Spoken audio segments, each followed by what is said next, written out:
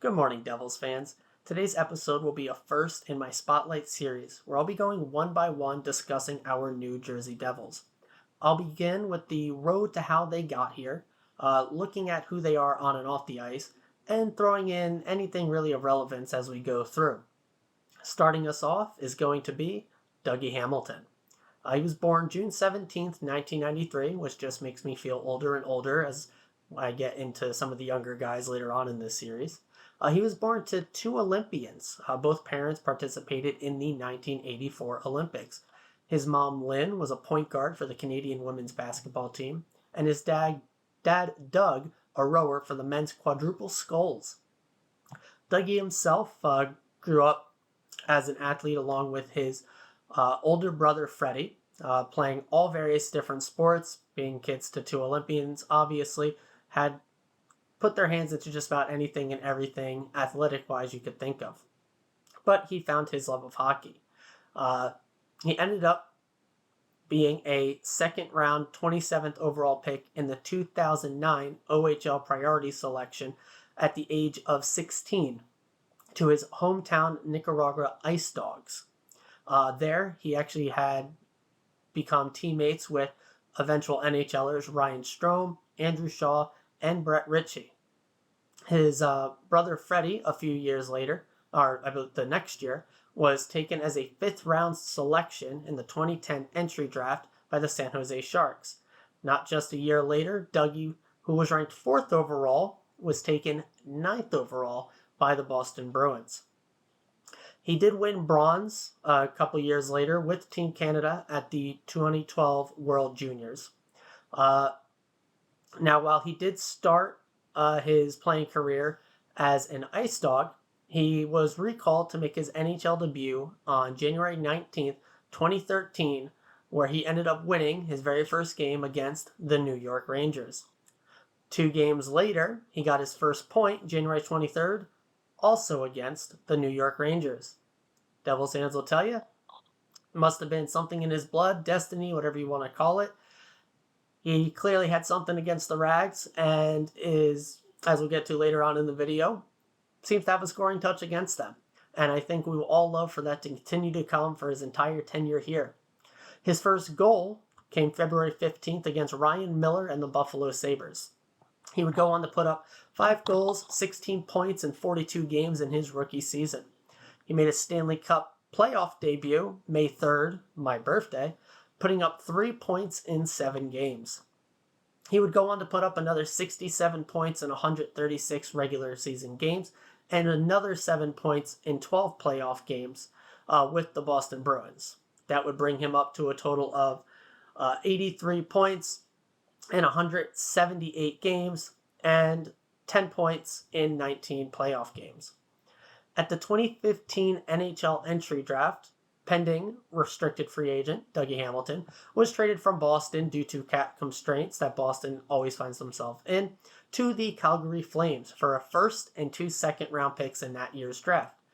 The only notable person of those 3 draft picks to come out was one of the second-rounders, Jeremy Lawson, who is still playing in the NHL today.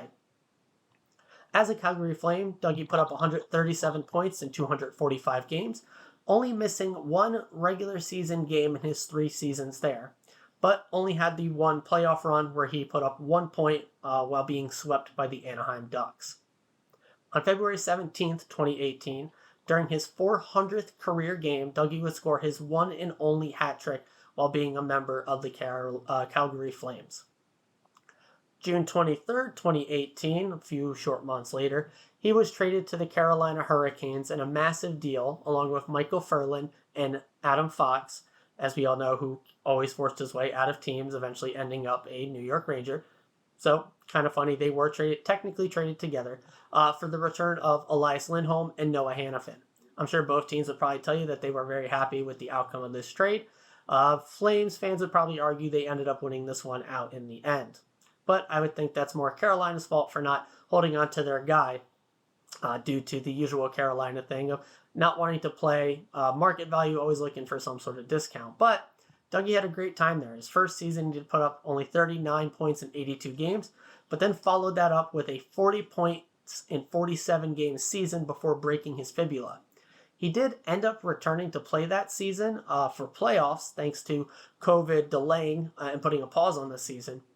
And even with that injury and missing so many games, he did finish 7th in Norris voting. He would then follow that up the next season with a 4th place finish in Norris voting.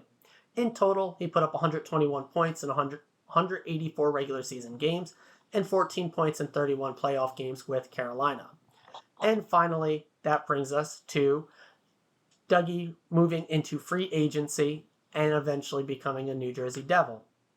Before we finally get into his stint here in New Jersey, there's obviously one elephant in the room, or you might say elephant on display in a museum, as this cloud seemed to linger over Dougie of why was he constantly moved. This highly prolific, highly skilled offensive defenseman, right side, 6'6", over 200 pounds, just an absolutely coveted asset. Why did he keep getting moved? Well, part of it was it seemed like maybe he didn't quite fit in the locker rooms with a lot of his teammates. He wouldn't do after parties or go out to the bars or really just what would be the typical normal activities that some of the guys would get into after games or on road trips and the such. And instead, the rumor kind of became, hey, Dougie goes and to the museum by himself on these road trips and checks out the sites. He's not hanging out with his teammates. But when he was asked directly about this in 2019 during a presser, if he was a fan of museums, his response was, not really. So was there anything deeper beyond this that kind of made these rumors swell? Well, I think it's mostly because hockey men look at his massive frame, 6'6", over 200 pounds, and he's not out there laying dudes out. He plays a much more cerebral type game. He's not going to really remove a guy from the puck with his body. For the most part, he does do it. We've seen him throw some pretty big hits, whether it's preventing an empty netter one time as a Devil or whatever the case may be, especially in the offensive zone. He's definitely not a slouch in that area, but that's just not his game. He's much more, as I'll get into in just a little bit, cerebral, really just owning the ice and using his size and his stick reach to disconnect people from the puck that way, not using his physicality, but his brains to do so. And hockey men don't like that. They want to see big hits, monkey brain go ooh, ah, somebody's laid out on the ice. It's just easier to remember than a simple stick play that changes possession compared to a massive hit that changes possession. At the end of the day, it's really going to do the same thing, but, big hits stick out in your brain a lot easier. One of these examples people like to bring up for how his soft, quote-unquote, soft play can be a detriment to your team is during the Carolina playoff series, I believe it was 2019 versus the Capitals, where he went to go retrieve a puck behind the net. Debatable if it would have been an icing or not. I don't think that really came into factor of his decision making here, but Ovi was basically coming down like a freight train on him as he was right behind the net to retrieve the puck, and he stepped to the side so he was not laid out and plastered into the boards. Ovi ends up getting puck possession, quick pass in front, goal against. It's a playoff game. It's a very obvious play to see what happened, and that just sticks out in people's minds. And we've seen it with him as a Devil. He is going to have those plays where he's not going to take a full laying body hit in behind the back of the net, and instead will try to play the puck possession game with his stick, and plays like this are going to happen. But if you look at it on the whole, Dougie puts the puck in the back of the net, either with himself shooting, or by setting up plays, or by preventing plays getting into his own zone, way more than he ever gives up goals by playing in the defensive end. As I'm going to talk about, we know his game is an offensive guy. He's not the stalwart defensive guy in his own zone, but you take that. You're going to take the goals over defensive lapse here and there. So, finally, we're going to talk about how he became a New Jersey Devil. July 28th, 2021, he signs a 7-year, $63 million contract with the New Jersey Devils. I'm sure most of us can recall exactly where we were, what we were doing, not just at that exact moment, but all day, as rumors basically swelled from the very first thing in the morning. We were hearing through the grapevine for days, if not weeks leading up to this, that we were very much in on getting Dougie and that he was very much interested here. This is where the Tom Fitzgerald meme of the PowerPoint presentation and the hidden gem of New Jersey comes in, as he did apparently put together and show Dougie a full PowerPoint presentation about not just the hockey team and where we're going to be in the future, but about New Jersey, the lifestyle you can live here, the living accommodations that we have, having the training facility at the same place as our rink, having New York right there, having the shore, Philly if you really want to do that, mountains, all of it. And as we all know, he ended up choosing us. For me personally, I had work that day. I was on my phone at work basically the whole day, just counting down the moments till it became official. And of course, it was within 3 minutes, I think it was, that I drove away. I believe his signing was just after 5 p.m., maybe around 5:10, 5:15, right in that little time frame. As right when I left work, my phone starts going absolutely crazy. I pull over, park into a parking lot, and I see Dougie had signed with us. He was a New Jersey Devil. Ended up sitting in that parking lot for probably a good 15, 20 minutes, just talking to people about the signing, just all the hype around it. I had to call my wife, let her know, I'm going to be a little bit later on this commute. We got Dougie, and was just kind of reveling in that moment. I'll remember that to the day I die, I'm sure. It was just, a great moment in Devils hockey. So as we all know, actually getting into the on-ice stuff, his first year wasn't the absolute best. He would say that to himself, whether it was personally and for the team as a whole, especially because he had a bit more of injury issues, broken toe, broken jaw. Still ended up putting up a semi-respectable 30 points in 62 games, but that's not really the highlight of his time here, as we all know what he did last year. 74 points in 82 games, has a team record, 22 goals, ties the franchise record of Barry Beck, who did it back in 77, 78 as the Rockies.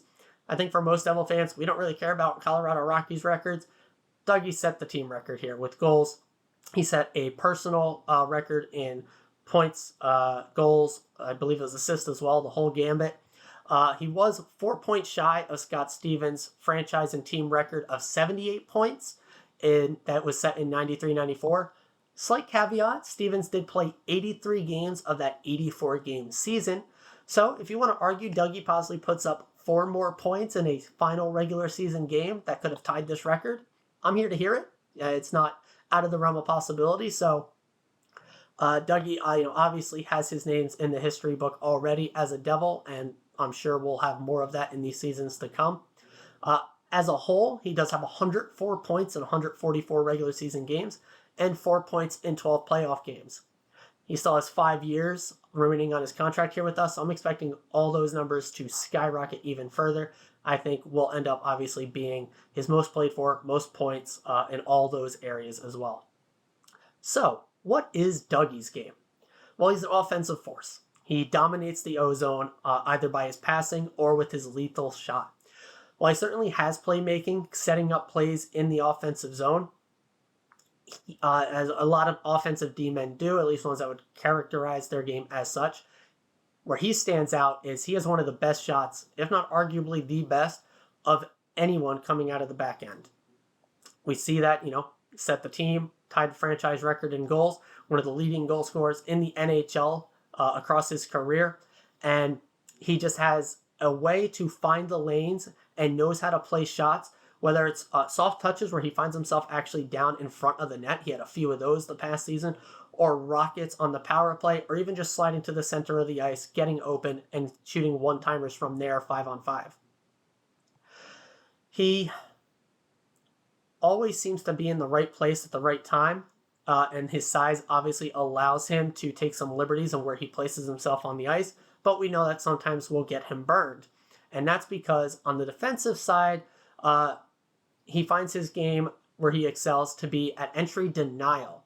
It's not about being in the D zone and setting up in the right play and transitioning out of there. His game is really using his size, using his long stick and reach, and preventing a pass or breaking up a guy carrying the puck up through the neutral zone and transitioning it from there. It's really the offensive zone in the neutral zone where he sets himself apart as a truly, truly elite offensive D-man.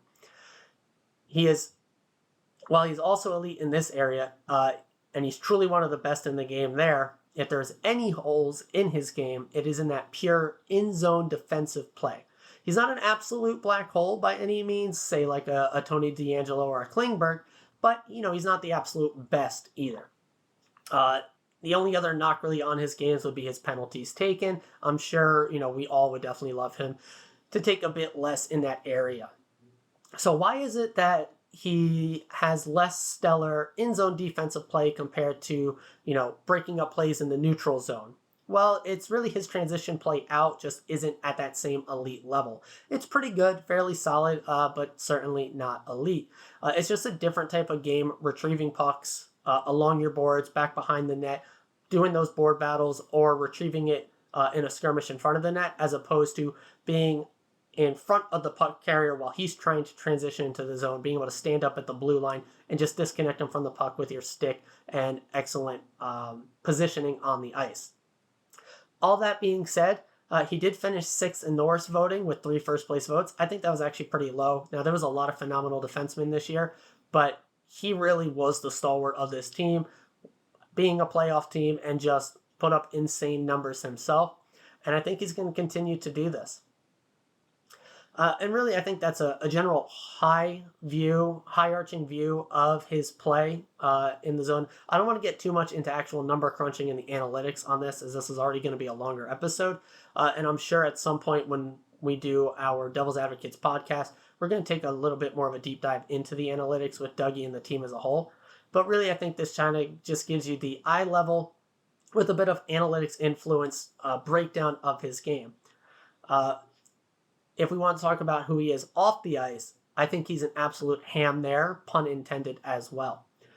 He's been a gem for our marketing department. I cannot tell you how many times I rewatched that schedule release video from the off-season before where he went to Six Flags. The guy is obviously a character with tons of personality, just oozing from it. I mean, his Making Memes promotional video was also great. And, he's just constantly pumping out this material for our marketing department. And I love it. I mean, he has clearly gone all in on this team, New Jersey as a whole. I mean, he spent the summer here previously. I don't know if he has done that again this summer, but he seems to love his time here. He's a rink rat, so he's always there. And so, again, like I said earlier, having the training facility right where we play is awesome. And just having him available to do all these promotional videos, whether it's he's doing our 4K runs for the Devils, or any of media availabilities, or just being there for Devils fans meetups, for season ticket holder events. He seems to always be at everything. And you love a guy that is involved in all these things and seems to just love being a New Jersey Devil. So, all in all, that's going to bring me to my top 3 Dougie moments as a New Jersey Devil. Starting at 3, for me, it really was the back-to-back overtime game-winning goals. The first of which was against the Penguins back in January of the season. I believe it was the 22nd. And then against Vegas, the very next game on the 24th, where he not only had the last-minute third-period game-tying goal, he also then, like I said, back-to-back game-winning overtime goals. I'm sure these stick out in our minds because that was just an amazing stretch for Dougie, amazing stretch for the Devils, and it was something I will always remember. Number 2 is actually going to go back even further. His first goal as a Devil. His very first game, opening night, seconds in. Phenomenal. You couldn't write it up any better if you were a scriptwriter. Mark makes his mark as a New Jersey Devil right away. Obviously had our hopes high as anything for that season. That season didn't go as phenomenally, but we know what he did last year. And we know what he did in the playoffs as number 1, overtime, game winner, Game 3 versus the Rangers. That celebration was fantastic, looking like a mother duck, just skating around, no stride, just floating on the ice as all of his little ducklings came pouring in behind him from the bench. Completely turned the series. We end up going on to win in 7. Most memorable thing for any Devils fan in at least the last 5, if not last 10 plus years. And that really puts it all bow on the head. We started off by talking his first game was against the Rangers, his first win was against the Rangers, his first point was against the Rangers, and then this playoff win as a Devil against the Rangers.